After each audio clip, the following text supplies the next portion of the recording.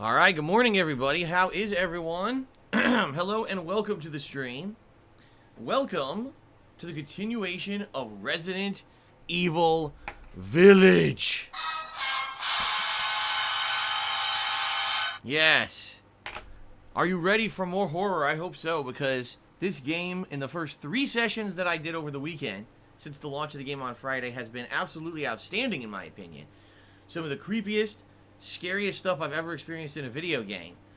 Each day having unique, different things that kind of really genuinely scared me. And that's a rarity for Resident Evil. And for just survival horror in general for me. I usually don't get scared by survival horror games, but there's been a few things that genuinely got me during this game, and I'm really enjoying it. So I'm very excited. You know, we haven't played it since Sunday. Here we are Wednesday. Finally, I get to come back to it, and I'm very excited for today to see where the game takes us. For what I'm going to understand, I'm probably not going to beat it today, which is why I have separated out a stream both today and tomorrow for the finale of Resident Evil Village. So hopefully between the 2 days, I will actually beat it. We'll find out, obviously. But I'm hoping for the best and hoping that we shall have a good time enjoying the end of the game. All right. Now, in addition to that, if you're just joining the stream for the first time in a couple of days, you may notice some things that are different, especially if you have the ability to see better Twitch TV emotes, because holy shit, do we have a lot of emotes now. So what happened is yesterday, I purchased the premium Better Twitch TV membership, which is like a $5 a month subscription, and added in a ridiculous amount of emotes to that. Okay, which are all active right now. We've got animated emotes. We've got most of the old emotes that I used to have on Twitch. We've gotten brand new emotes. Okay, pretty crazy. Now, how do you do this? If you don't have Better Twitch TV, there's many ways that you can do this. The first is apparently you could just get a browser plugin for whatever kind of browser you use, whether it's Firefox, Chrome, Safari, Opera. They apparently all have their own browser extensions that you can find if you just search for them on the internet and download them. It should enable all of these emotes in your chat. All right. Now, from what I'm to understand, it will never work on the Twitch app. If you watch streams officially on the Twitch app, it's just not going to work. Okay. And apologies for that. Officially, Twitch never adopted anything for Better Twitch TV. They're never going to. So if you want to use all these emotes moving forward, you're going to have to use an extension from something else, okay? Now, that being said, there's apparently other ways around it. There's apparently other apps you can use to watch Twitch streams, and those do have Better Twitch TV integration. Now, if anyone has a suggestion of one of those apps that I'd like to share with people in the stream chat, go for it. I don't know, because actually I don't use my phone to watch any streams. So I wouldn't know any better. I wouldn't want to recommend something that sucks ass. But yeah, full Better Twitch TV integration as of today. We've got a ridiculous amount of new emotes added. The chat is lively as hell right now. People are going crazy with all these fun emotes. I'm actually really enjoying it so far. I mean, it's only been a day since I adopted it, but this is pretty silly. All right, pretty crazy the amount of fun stuff that's going on here with these emotes. I just like the dancing one. Dancing crabs. We got the head bobbing cat. There's a new Jasper emote that's been added to make up for the old one.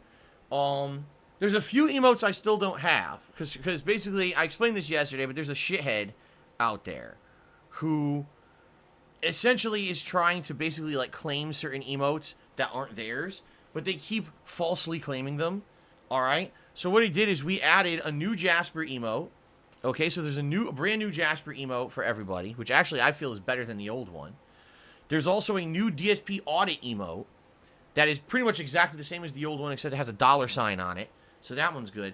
We still don't have the DSP cool or the DSP rage emotes because this asshole claimed them both. So if we can maybe have a way to remake either the cool was the one that was a cartoon version of me wearing sunglasses. The rage is one people use all the time. That's the one where my face is like lit bright red orange and my eyes are glowing. So those sadly don't work right now. In addition, there's a few others that I didn't have an opportunity to find the original emotes and upload as of yet. I think there was one that was like, the one where I take a sip, or not take a sip, shot, where I was taking a shot, like that one I don't have added yet. There's a few I can still add, okay? So I'm going to continue to work on this, but yeah, I would say the primary one that's missing that everyone used all the time was the the rage emote, which kind of sucks that it's gone because this idiot keeps claiming it falsely. So we have a remade rage emote would be awesome, but outside of that, pretty much everything else is working well. And people are going crazy. They're loving these new emotes. I love them too. All right. It sucks that I lost my partnership, but at least now everyone can enjoy these fun emotes for what they are. Now you might say, well, Phil, why didn't you do this sooner? Well, guys, you have to understand something, okay? I was in the partner program. What was one of the major incentives to subscribe to the channel? To get emotes. So if I implemented all my emotes for free, what would have been the point of subscribing exactly? You see what I'm saying? So you have to understand there had to be some incentive, okay? Now, what I would ask is this. If you guys like these emotes, you appreciate the fact that I went out of my way here to get all this working. And by the way, big shout out to Polish Frog who helped me with a few of these because they had been claimed by someone else or I couldn't find the originals. He found the originals and allowed me to, basically we're doing shared where he has some on his channel. I'm sharing those with him or he's sharing those with me. However it works, right? So that's really nice. Thank you for that, Polish Frog. Okay? So if you like this, you appreciate the fact that we implemented this, and you're going to be using all these emotes constantly, I would ask, please, if you could, please contribute to the channel. Whether that means you throw a tip here or there, or maybe you pledge to my Patreon, and maybe do a small monthly contribution to it, that would be much appreciated. You know, essentially, you would have gotten all these emotes as a sub previously, and I know that many of you were subscribers to my channel when I was in the partner program. So if you could kind of try to make up for that, I would very much appreciate that because obviously I need the help, right? Having all that sub income that was the reason why a lot of people subscribe were these emotes. Have all that go away in the last several weeks has been pretty bad, which is why we're in the situation where we are right now. As you know, this week I'm trying to raise as much as I possibly can to pay my mortgage on Saturday and then pay my back taxes on the 20th and then pay my other stuff for the rest of the month. So it's tough, you know? Please consider contributing in some way if you like these emotes and you plan on using them in the future. All right? Thank you very much. Oh my God, excuse me. Whew. This morning I actually did I had breakfast. I had an iced coffee and I had a muffin, a blueberry muffin, and also a slice of banana bread. We got in a few things for breakfast items when we were out on Monday. Because last week I had such a long streaming week. It was 8 straight days, 9 days between I had been shopping for anything. We had no breakfast foods for like 4 days we were out. Finally, we got breakfast foods this week. I'm very pleased. I had a nice breakfast this morning. I was like, this is really good. So I'm ready. I'm absolutely ready for Resident Evil Village today. Let me tell you guys, okay? Yes, the banana bread did have walnuts in it. That is correct. Okay. All right, so let's talk, everyone. First of all, let's talk about the schedule for the week. Let's talk about how things are going. All right, so let's talk today. I am very pumped for Resident Evil Village continuing today. This has been a blast. And by the way, you may hear in the background a fan noise. Well, that's probably because guess what? My fan is on. But not my normal fan, my air conditioner. I actually have my air conditioner on and hooked up because finally this week it's going to be in the 70s here in Washington all this week. That means in my office in the afternoons when the sun is out, it will be 85 to 90 degrees. I'm not going to sit here and sweat it out all week, especially with a marathon on Friday. There's no way. So I finally installed my air conditioners. And you're going to probably hear them going on and off during gameplay. And there's nothing we can do, you know. May through September, technically it's always like this. It's usually not too intrusive, especially with game audio playing. You usually won't hear it. So, apologies to anyone who hears it and annoys you, but, you know, it is what it is. Alright, sorry. But, yeah, you'll probably hear, like, right now it says it's 80 degrees in here. So, fine, I'll keep it at 80, but if it gets something like the you know, higher than 80, I'm probably going to have to turn it on, start cooling down the room. So, I just wanted to throw that out there because that is a change that just happened overnight. That you may notice in the gameplay. All right. Now, Resident Evil Village, 3 to 3.5 hours of gameplay right now on stream. Very excited for this, obviously. Love the game. Can't wait for more. Don't think we'll beat it today. We just finished up the Dollhouse segment. That's all I'm going to say. I don't want to spoil for anyone. We finished up the Dollhouse segment and did some exploring of the village, unlocked some more items, and now we're going to be heading down into the new area that I have not been to yet, to the south of the map. So we'll see what's down there, and I hope you guys will enjoy and join me for all of this fun stuff today for the length of the stream. Later tonight, it will be the late night stream, Nier Replicant continuing the B-side run. Last time around, I grinded and ended up getting a lot of the rare items that I actually need in order to continue on with getting all the weapons in the game and allowing me to get the alternate endings. I have someone who is helping me, guiding me through all this, which is very helpful and nice because I can actually see all the endings of the game. So I hope you will join me tonight. If you like the Nier playthrough, which I'm really enjoying, tonight, 6:45 p.m. Pacific time, okay? Tomorrow, the main gameplay stream will be the likely conclusion of Resident Evil Village. If the game is as long as everyone's saying it is, I fully expect that likely by the end of today's stream, we will be approaching the end game. And so tomorrow, we will likely complete it, okay? Excuse me. And that's a very good thing, because that will mean not only do I get a nice clean playthrough within a week, and it'll be nice and fresh in my mind, but also, it'll mean we don't have a lingering ending of the playthrough for when I start up with the new game on Friday, which we'll talk about in just a moment, okay? So, Resident Evil Village, concluding likely tomorrow, okay? Tomorrow night, it is a chill stream of MLB The Show, my one stream a week where I play baseball, have fun with all of you guys. Someone actually gave me some tips, which was very helpful. Someone sent me an email to explain some of the intricacies of the game, which I was not understanding on the last stream. And I appreciate that because that's going to allow me to get better at the game overall. So thank you to the person who did that. I will be doing my best. Doing my best to learn the game and have a nice, chill, late night stream with all of you tomorrow night. Okay? Then on Friday, this is the big day, everyone. The big Mass Effect Legendary Marathon. All day Friday. It's the launch of the Mass Effect Legendary Edition. I'll be playing Mass Effect 1 Legendary Edition all day long, starting at the usual time in the morning and playing roughly 7 to 8 hours of gameplay, getting as far as I can, having fun. You know, I love this game. This is one of the very few games, I'd say there's probably like 5 games that I played back in like 2007 that got me back into console gaming. Grand Theft Auto 4 was one, Lost Odyssey was one, Tales of Vesperia, Blue Dragon are all games that come to mind, but Mass Effect blew me away. I was like, wow, this is what they're doing with sci-fi action RPGs now. Like, this is amazing. I've never played a game with this much voice acting, with this much, role-playing. It was just such a great game.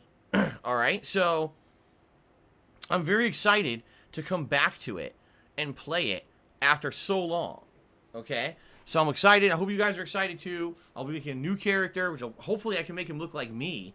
You know, when I played Mass Effect back in the day, I had a character who kind of looked like the old me. Well, now I'm going to try to make one that looks like the modern me.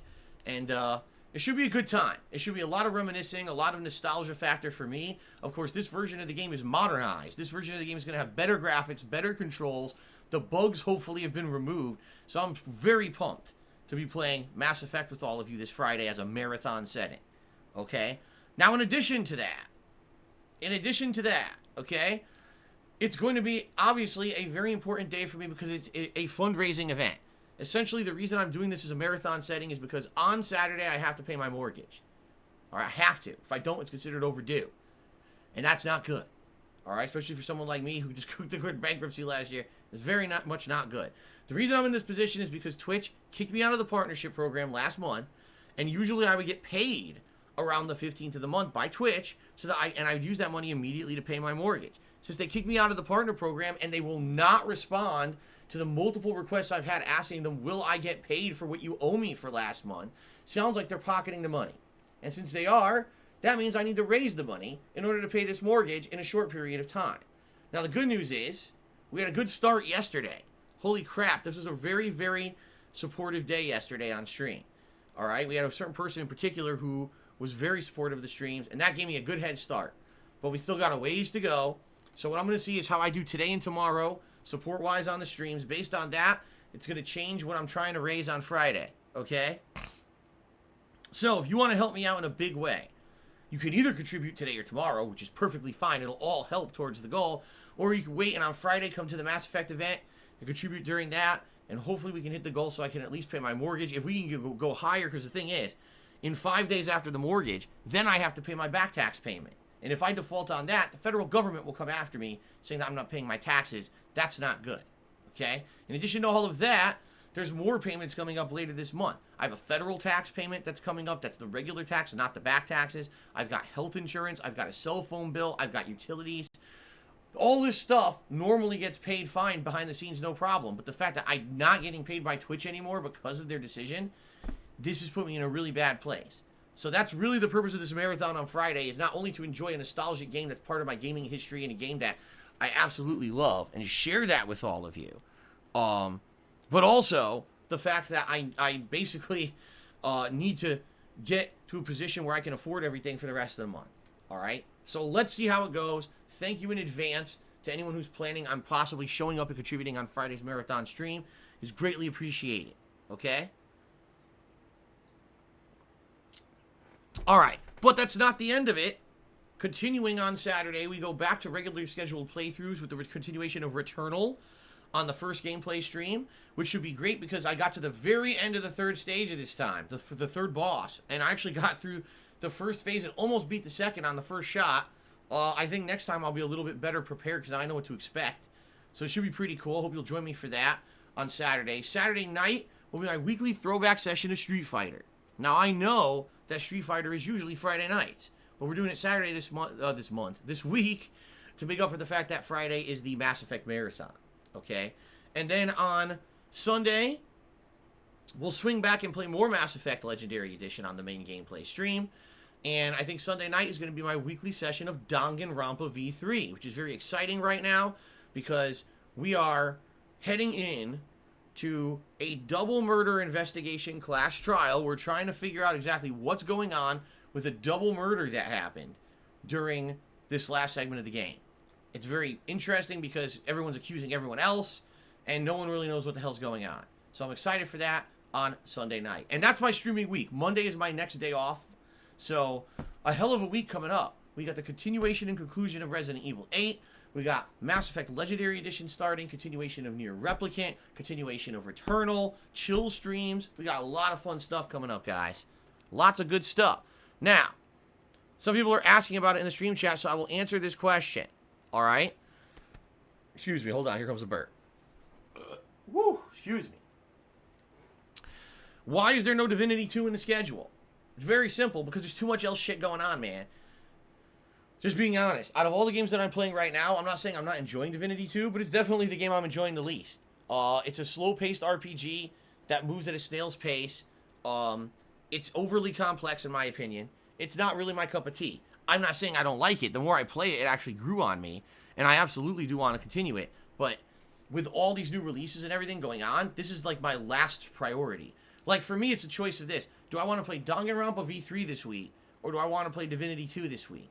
And I look at the two games, I'm like, well, Danganronpa V3, I'm in the midst of a giant double murder investigation, you know, lots of suspenseful mystery going on. Or I could play Divinity 2, where likely I'll advance, like, you know, like a slug.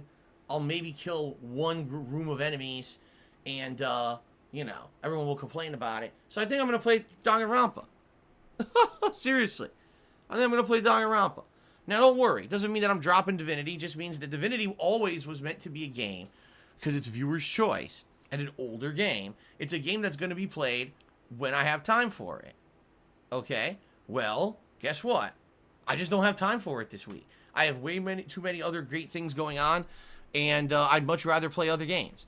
I will get back to it, especially as you know, things are going to slow down. It won't always be this crazy with new releases. It won't. For the next month or so, it's probably going to be insanely crazy with new releases. You know, we got at least another one by the end of this month. Next month, we've got multiple new releases. I haven't even begun to talk about those yet, like Ratchet and Clank and everything. But, you know, eventually things will slow down, and that is when I will bring back Divinity 2. It will come back, I promise you. Just, you got to be patient, okay? And by the way, it's always been like that with viewer's choice. This isn't some new decision or anything. Viewer's choice is something I will continue, but it's going to go on hold from time to time to make time for all the new release stuff that I'm doing. I'm already playing way too many games, let's face it. I need to, I need to focus on the stuff I'm playing and wrap it up, you know? Okay. So that's the deal, my friends. One other thing. Ladies and gentlemen, please continue to nominate games for the upcoming Player's Choice event. Not Player's Choice, excuse me, Retro Replay event, okay? There will be a Retro Replay playthrough starting soon. In fact, what I'm thinking of doing is giving you guys 1 to 2 more days to nominate, and then making that poll set up for Friday for the marathon, since a lot of people will likely be here for the Mass Effect Marathon on Friday. I think I will set up the poll to start on that day, so you guys can start to vote on what game will become a full Retro Replay event playthrough. If you don't know what I'm talking about, I have an event coming up where people are nominating games that I already previously played for the internet, but it has to be from 2015 or earlier, and a game that was never again replayed after that. So some of my big classic playthroughs from back in the day are eligible, and people have been really excited about this, wondering what kind of great classic game I'll be playing as a playthrough. There's so many that are in that time frame, seriously. So, I hope you guys will continue to nominate by typing !Retro Replay into the stream chat, or every 15 minutes or so, the link will just pop up by itself. Now, as I said, what I will do is probably on Thursday night, I will sit down and look at all the things you guys have nominated, and I will make a poll based on the ones that you nominated the most. And then you guys will begin to vote on what will be the upcoming playthrough. That playthrough will start by the end of this month, by the way. Once the polling starts going, I figure give it a week and a half or so, and probably the end of this month, we'll start up with the Retro Replay playthrough. That will hit the regular rotation of games. Also, this month is Ask the King. I don't know if you guys know this. Ask the King was supposed to be actually this week. It's not now. I've delayed it. At the very earliest, it'll be next week. But it may actually be delayed until the final week of the month. So, I keep forgetting to do this. I need to set up a command so you guys in the chat can click on it and just go post up your questions. Because I guarantee you, there's probably like no other Ask the King questions been posted in weeks or months. I haven't really mentioned it. So, I definitely want people, obviously, to jump on that. I don't want to have an episode of Ask the King, my Q&A show, with like no questions to answer. So I have to work on that too. It's just another thing. You know, every morning here I'm doing a little bit more. This morning I was doing more work with the Better Twitch TV emotes and everything. So we'll see tomorrow if I can remember to set up the Ask the King command, or maybe later tonight. We'll see. Okay? Alright, that is a lot to cover. I talked about a lot of crap. Ladies and gentlemen, all I will say, without doing an insanely long segment here, I will say, please, by all means, if you like my content, and you want to see me be able to continue, especially during this tough time when I'm trying to readjust now for not having Twitch partnership income, please contribute to the streams by tipping. Tipping is the way to go. You can either, what was I going to say? What I was going to say is, when you tip, it raises towards the tip goal for the stream, and I have tip rewards in effect. If we raise $50 on a stream, I put on my Gunner glasses. $100, I put on a vest of your choice. Today, let's see, recently I wore the blue vest and the denim vest, okay? Before that, it was the platinum. Before that, it was the gray. So I would argue today, probably the beige and the camo vests would be eligible, because we're trying to go in order here. And by the way, I am attempting to get polls back on the streams. I am attempting to get a channel point system back on the streams. Please be patient. I'm doing little by little. Right now, the major focus was the Better Twitch TV emotes, because I knew you guys wanted emotes back really badly.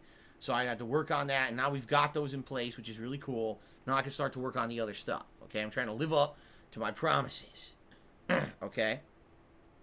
So, good stuff, all right? But anyway, yes, please consider contributing. Like I said, the better I do every day here, the less of pressure it would be on Friday for the marathon for you to be able to raise enough to pay all this stuff, okay? So please, by all means, if you can, please contribute. You can also, alternatively, if you don't want to tip me, because you don't like PayPal for some reason, you could pledge to my Patreon at patreon.com/darksidephil, and that helps just as much as pledging. It really does. I am going to be revamping my Patreon soon. Sorry I haven't yet. It's been a crazy-ass month. I'm working my best here every day to do a little bit of work behind the scenes to improve things. I promise you I am going to revamp the Patreon to have better reward tiers and things, but I have to work on it. all right? I have to. I haven't had a chance yet. Right now, it's like, well, do I implement short-term, immediate good things for people on the stream, or do I sit in behind the scenes and try to figure out stuff for Patreon? I think I'd rather do the short-term things for the stream first, you know? So I will. I just can't tell you when yet. I'm thinking about it. What we're going to probably do is it's going to be like how it used to be with sub goals. If we can have a goal on Patreon, a certain amount raised every month, then we can do a special event moving forward, you see?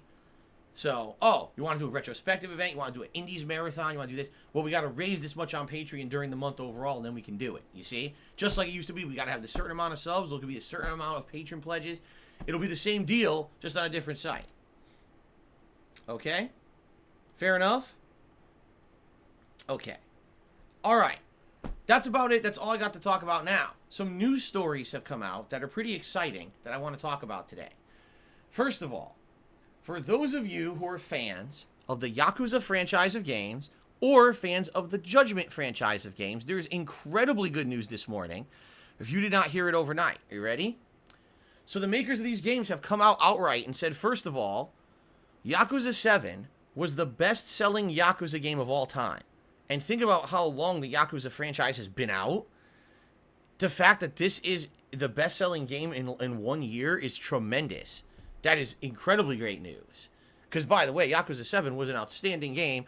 You know, one of my favorite games of, many, many years. All right? So, that's good news. The other good news is that they said, as a result of this, they have made the decision that moving forward, okay, they will try to do, well, not try, but their goal, what they're going to do, is that whenever they come out with a new game, whether it's Yakuza, whether it's Judgment, or if they even decide to make another IP, I don't know, but these are the two, all right, that they're focusing on. Anyway, when they make new games, they will now be worldwide simultaneous releases, and they will attempt to make them as cross-platform as possible. This 100% satisfies their major criticism, which has always been, well, why do these games always come out in Japan so early, and then you have to wait like a year for them to come out for the rest of the world? And why is it that they're in such a limited release, only usually on 1 or 2 consoles, and then you have to wait for it to be ported to another console or PC? So now they're basically saying, we are going to try to do exactly what everyone else does. Worldwide release on the same day and on multiple platforms. This is great. I mean, remember, Yakuza 7 came out in, like, what was it, February of 2020? And then we had to wait till almost the end of the year to play it here in English.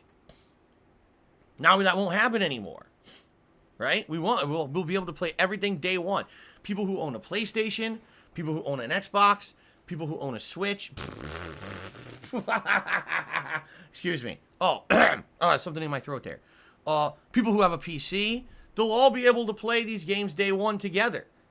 It won't be a situation where we all have to wait. And they actually just announced, just a couple days ago, right, that Judgment sequel, Lost Judgment, will be coming out this September, worldwide simultaneous release.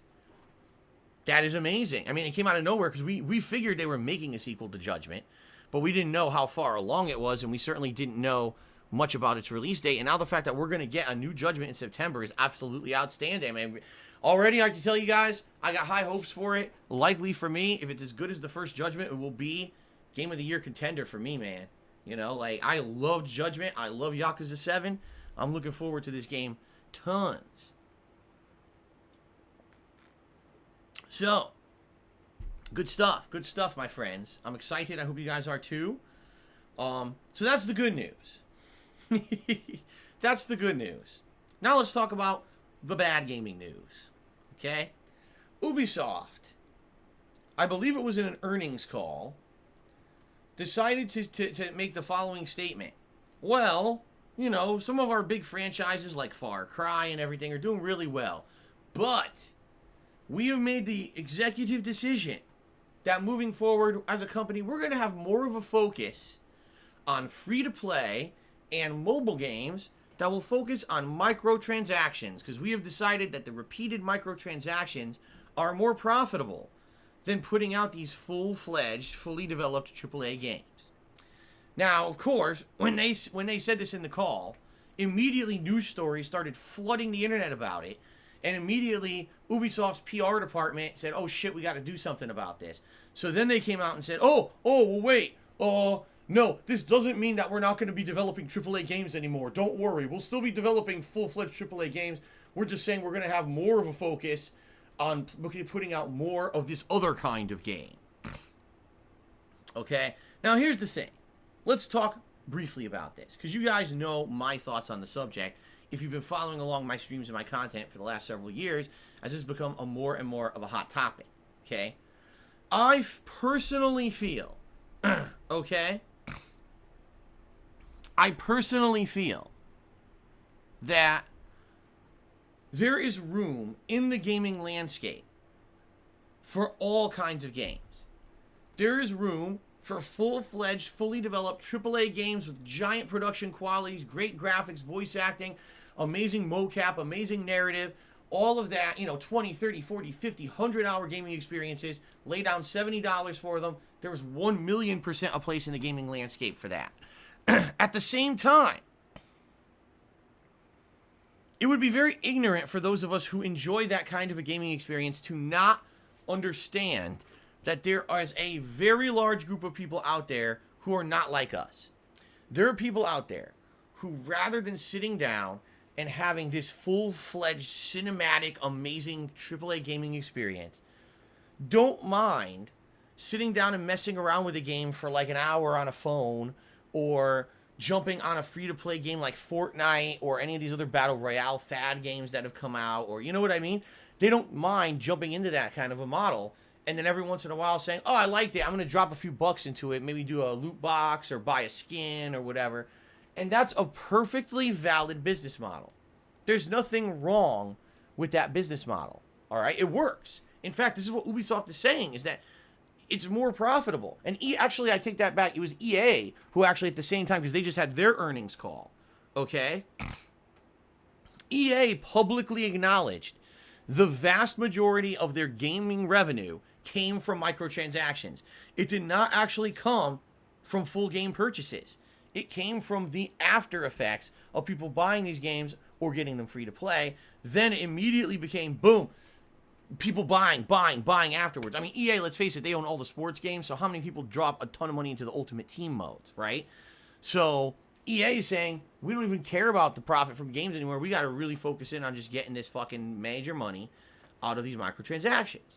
Okay? So, I feel there is a place in the gaming landscape for both. All right? But the slippery slope begins when you get game companies that make both kinds of games and they say, well, we've now decided that this easy money route is better than actually making a game that's worth playing, and let's go the easy money route. All right? Now, here's the thing. This all sprouts back to the fact that video games are now being viewed as works of art. A video game is as much a work of art as a major motion picture, a television show, a piece of music that's designed to be played over the radio or downloaded and listened to. A video game is just as much a piece of art as any of those things. It is. Now, you might say, well, some games are way more artistic than others. That's absolutely true. But at its core, a video game is a work of art. It's been determined in culture that it absolutely is. And every idiot in the stream chat who's trying to fucking dispute it, you're all wrong. You're absolutely wrong. Every single expert has said, no, these games are works of art now. That's how they're being designed. That's how they're being upheld. Or else you wouldn't even be able to have things like, what is it? There's that initiative they have to try to preserve old games because they feel that old games are going to be lost, and therefore it's like a work of art that's cannot be restored. I forget what is it, the Digital Games Archive or something like that? It's a major project, nonprofit project, trying to basically archive games forever so people would still be able to play them in the future. Okay? So all that being said, if a game is a work of art, all right, obviously it has to have some kind of value, intrinsic value to it. And I guess the argument here is, if you have a company that always made full-fledged AAA games that could be considered epic experiences, things that really resonate in your memory, a thing that, wow, that was a gameplay experience that will stay with me forever because it was so well done. Well, we decided we're not making those anymore because they don't make enough money. So here's a little game where you just click on the screen, and and then you just drop, you know, $100 into loot boxes to hopefully you get that skin or that weapon you need, right? But it's randomized, it's gambling essentially. You know, this makes us more money than making a full-fledged $70 game that's, you know, a cool experience. So this is where really things start to get hairy. Let's put it that way, okay? Because if there was a company that only made the mobile games or only made the free-to-play games like the Battle Royales, and then they made an announcement, well, we're expanding, we're focusing even more on that, I don't think anyone would really care. But look at Ubisoft. Ubisoft is a company that makes a significant amount of major AAA experiences. They own Assassin's Creed. They own Far Cry. All right? These are some of the biggest franchises out there right now. And they're basically saying we don't really care about working on or expanding those. Those are okay as is. Instead, we want to throw all of our resources into making more free-to-play microtransaction games. And that's definitely alarming to people. You know? This reminds me, Konami was one of the biggest game makers of all time. Then they released Kojima and his entire fucking studio and said, we're just going to focus on pachinko games because they're more profitable. Now, I think that's a more direct example because pachinko games are not artistic gameplay experiences. They're meant to be gambling. You don't get a story when you're playing a pachinko game. See, that's just meant to risk reward. Are you going to win some money? Right? But the thing is, that's what I mean. It's kind of the same thing. Oh, it literally pachinko games print money for us. Focus on pachinko games. Downgrade the video games. Right? So it's pretty much the same thing when it comes to these other companies. Are they going to really pump out high quality games, or is it going to be every game that hooks you on microtransactions, you know? And the thing is, already microtransactions are very much under criticism and under scrutiny worldwide. There's some countries that recently shut down the use of loot boxes entirely in video games because they said it's gambling. And it leads to bad practices. It's not just not moral, but what was the word for it that they used? I can't actually remember. But this could happen with other things in the future. It could. Just because it's a video game, oh, that's a kid's game, man. It's not something serious. No. Video games are now the biggest entertainment medium in the world. They make more money than movies, television, and music combined. That's how profitable video games are. So you can't argue with me that it's not a big deal and it's not a serious business. It absolutely is. This is going to become a heated thing. If every major game publisher decides that microtransactions are just more profitable than anything else, and all they do is pump out free-to-play games with microtransactions in them moving forward, you're going to end up seeing a lot of complaints and lawsuits about this being an unfair business practice. How is it that I drop money, I don't get what I actually wanted? You know what I mean? Did they actually disclose odds of what you're going to get in a random loot box properly and shit? It's going to become... It's very different than what we're seeing right now. All right? So it'll be interesting to see when you have an announcement like this from Ubisoft.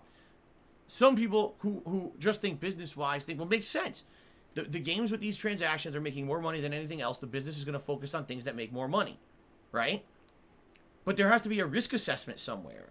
That if you end up dramatically focusing and expanding on that type of business, is that going to bring more scrutiny to it?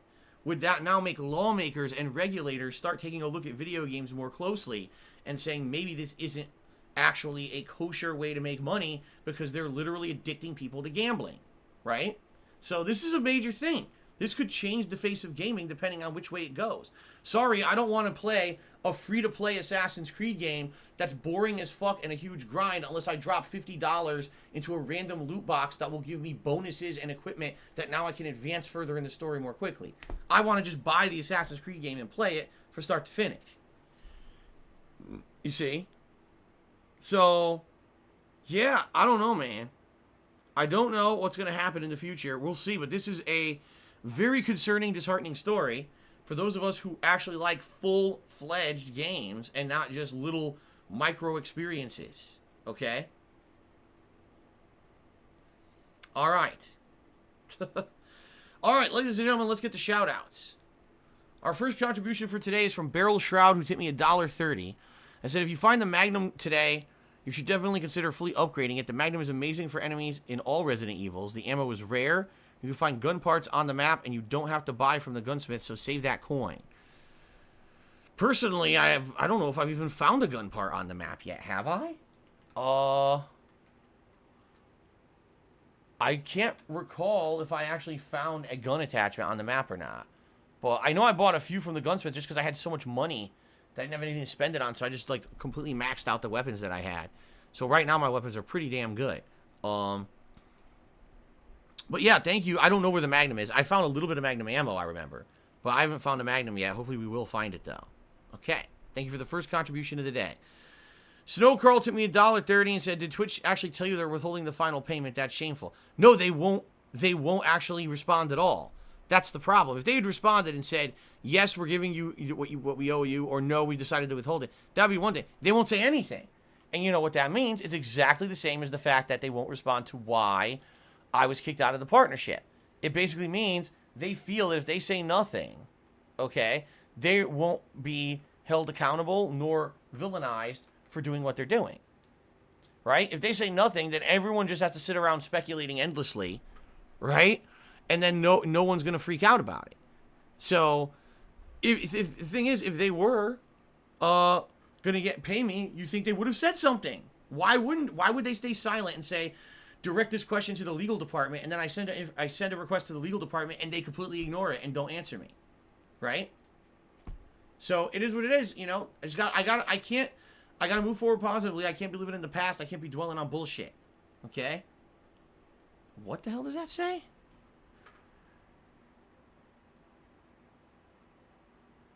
Snow Carl, I have no idea what the hell what this tip means. I'm just gonna say thanks for the $1 tip. I'm not even gonna read this. The fuck this means. What are you talking about, man? I'm not even gonna, whatever. Thanks for the $1. The devil you don't tipped me $1.30 and says, since people on Patreon can tip at different levels of support, such as $5 or $50, which would be more appropriate, a total patron revenue goal or a patron sub goal? Well, I mean, that's an interesting question. And essentially what you're asking is, should it be how many total patrons are pledging, or should it be the total raised? When I did it on Twitch, it was always total number of people who were subbing.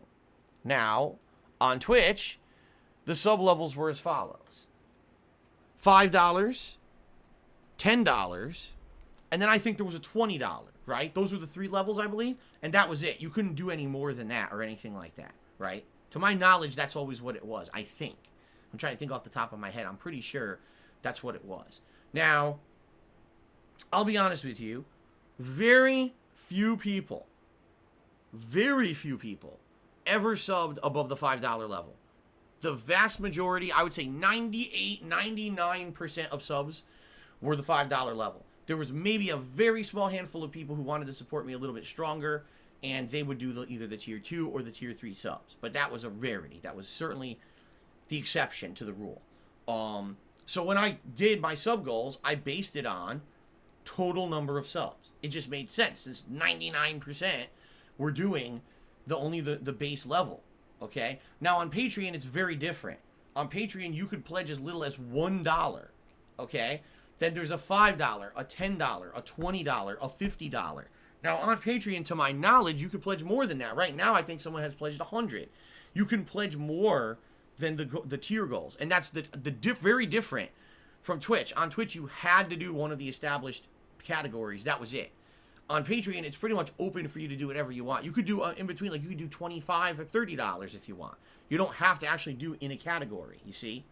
That being said, because it's done differently, I think it should be based off of the amount raised and not off of the number of patrons. Because think of it this way. 900 subs on Twitch meant roughly a certain amount of revenue for me a month. I'll be honest, it was probably about $2,000, give or take, maybe a little more, maybe a little less, depending on the month. That's probably what I was making on subs here on Twitch. Yeah, I was making that much just on subscriptions, and that's all gone now, by the way. So, that being said, that's great, but that guaranteed a certain revenue level, all right? On Patreon, there are some people who are only going to be doing $1. That's way less than what I was making per sub on Twitch, you see? But some people on the flip side of that will be doing, you know, $50. And that's obviously way more than what I was making on Twitch for a single sub. So I don't think just counting the number of pledgees makes sense. I think it's more based on how much overall is being raised. That's how we should judge it. So if I was making roughly $2,000 on subs, you know, here on Twitch, then I got to see, can I maybe make that over on Patreon? And by the way, when I first started with Patreon, many years ago, before I became a full-time streamer, I actually was making about that on Patreon. I think the best month I had at 1 month was around $1,800. So I was kind of making that on Patreon when I was a full-time YouTuber. But then when I announced that I was going to stop doing that and I was instead just going to go and be a streamer, all that support moved over to the subscribers section of Twitch, you see?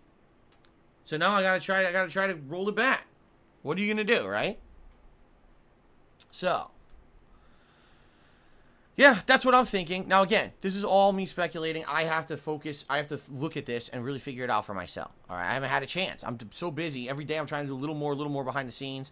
Like I said, this week I had to get the BTTV emotes up. Likely the next thing will be setting up the Ask the King stuff so you guys can have commands so you can start posting questions for Ask the King. The next thing after that, we'll be making the poll for the viewers, the upcoming retro replay event.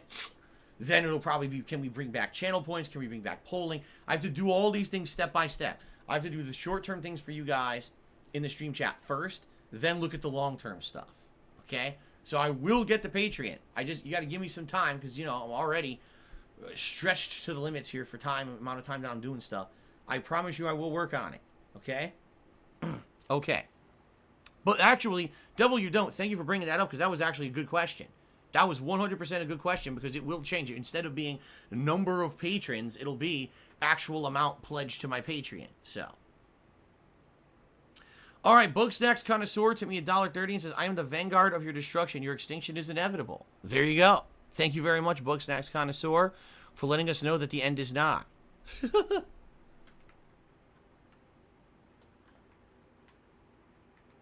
Very good. All right, so now let's do this over here. Okay, so currently the top tip is still $1.30 because all of you guys who just tipped $1.30 back to back. So Barrel Shroud still remains the top tipper, although Bugsnax Connoisseur is currently the latest tipper. Okay. Snow Carl, all right, I understand, and I'm not going to talk about that kind of stuff. Why am I going to talk about religious holidays on my stream exactly? Right? So that's why I'm not going to talk about that. Okay? Someone asked me, what about Subscribestar? I know nothing about it, nor am I going to be using it. No. It's either going to be, you can tip me during streams, or you can pledge to my Patreon for now. Maybe, hey, if you really don't want to support either of those efforts, you could buy some merch from my Teespring. Right? Which, by the way, Teespring changed their name. I totally forgot to mention this because I almost never mention Teespring. Teespring has rebranded their entire company. They're now just called Spring. Reason being, apparently, they really wanted to branch out from just being known as a t-shirt company because they make all kinds of merchandise now. So now they're like spring.com instead of teespring.com. But my page is still the same. If you go to the link in, everywhere here, it's still exactly the same link and everything. You can still buy the same merch. It's just that they added a ton more of stuff to there. So, that being said, give it a look. And if you really are against Patreon because you don't want to support that business, if you so hate PayPal, you could still buy something from my Teespring. There are more than enough ways to support this stream that I don't have to be bringing out 20 more. All right? It's just simple. If your excuse is, I can't use any of these, that's just bullshit. I don't buy that in the least. I think that's the biggest horseshit excuse that you can't, out of the 3 major ways you can support the stream, you can't do one of them. That sounds like a bullshit excuse to me, man. Hold on 1 second. Uh-oh. There we go. Yeah, that was looking dicey. My coat hangers over here where I hang many of my vests. Currently, I have the camo, denim, blue, and gray vests hanging from the coat hangers on my wall. And then the heavier vests, which are the beige, the platinum, and the red, are sitting on the floor. Even with just those 4 lighter vests hanging, it looked like the hangers were about to fall right off the wall. So I had to run up and grab it. It looked like the Velcro was wearing off. Okay. Maniac Cop, I already answered you, and I said, yeah, I would be interested if you really wanted to send me that vest. You got to email me, and we'll talk about it behind the scenes, man. Okay? Murdoch has tipped me $50. Murdoch, thank you so much for a $50 tip. That's very generous. That is obviously now the biggest tip of the day, so let's get that up on the leaderboard. Good to see you. So that means it will be Gunner Glasses right from the start of the stream today. Thank you, Murdoch. And Jelly Monster tipped me $4.20. Says, I love your gunplay. Here's for more to come. Thank you, Jelly Monster, for that tip. That is now the latest tip.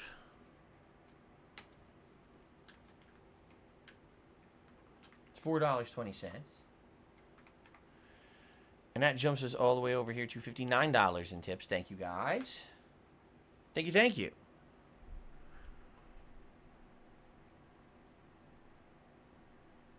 Okay.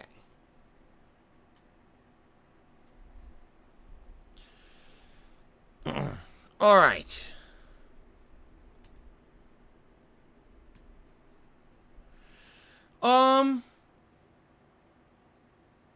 Let's see here.